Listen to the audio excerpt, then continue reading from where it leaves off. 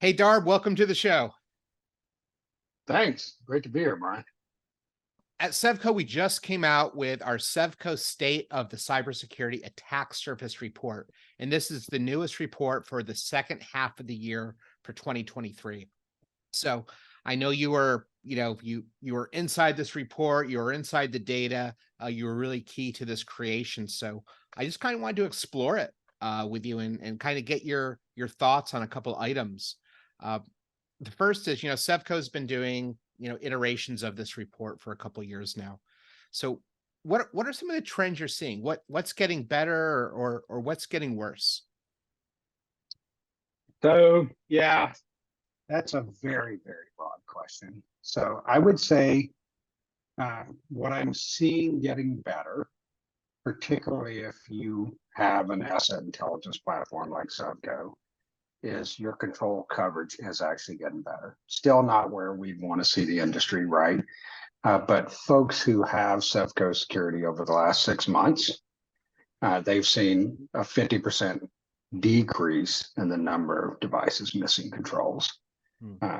Hoping that trend continues right across the industry.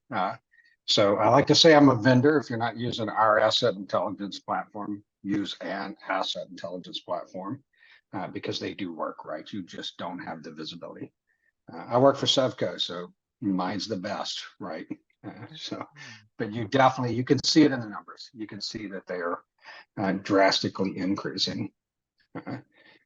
Interesting. Something that's gotten a little kind of threw us off this last report was there was like a 25-30% increase in what we call stale licenses.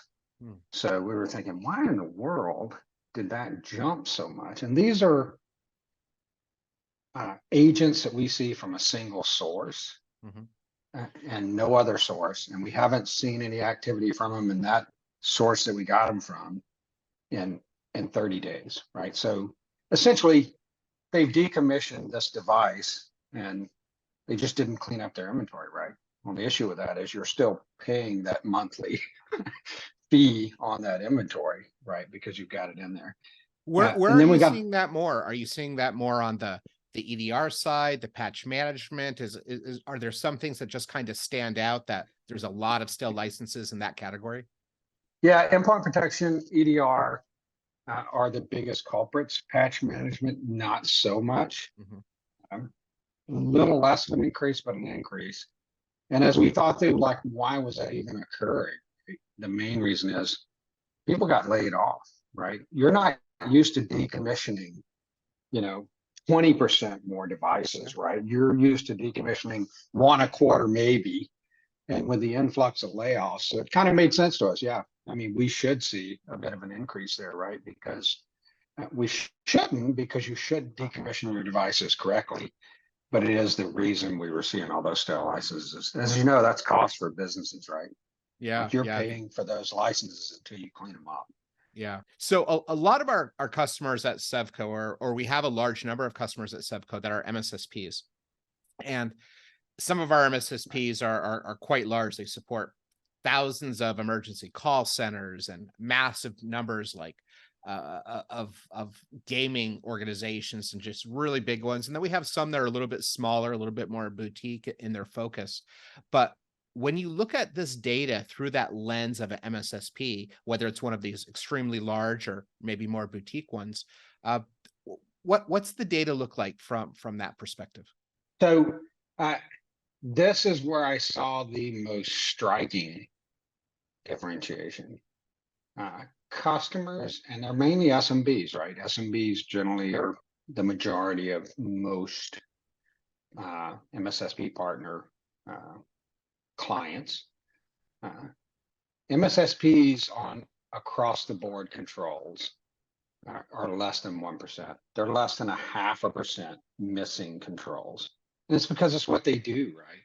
If you compare that to SMBs who try to manage it themselves, they're more like 20-25% off, depending on the control. It's not a little bit, it's a lot. So MSSPs are much better. And frankly, if you've got that experience gap, an MSSP is a good place to go. And the numbers bear it out, right? You're never, God, I hate to say never, that's an absolute, but it is really hard to get every single client every time. That's why you buy something like an asset intelligence platform that can monitor your devices and tell you when you dwell from normal, right? But less than 1% off, that is phenomenal. And it's because it's what you pay them to do, right? That's what you pay them to do. And frankly, they do it and they do it well. They concentrate and focus on it while you can focus on making widgets, right? Your company probably isn't an IT company, right?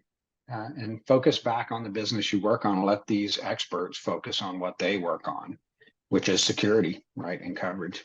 Yeah. So that was pretty striking to us. I mean, you kind of suspect it, but when you run the numbers and see it, it's striking, the difference and how much better they are. So, Darb, as we wrap things up, what's your biggest takeaway or perhaps takeaways from this report? If you're using an asset intelligence platform, you are getting better, right? People do want to do better when things are identified to them in a clear and concise manner, right? They do want to be better and do better, and they do on average.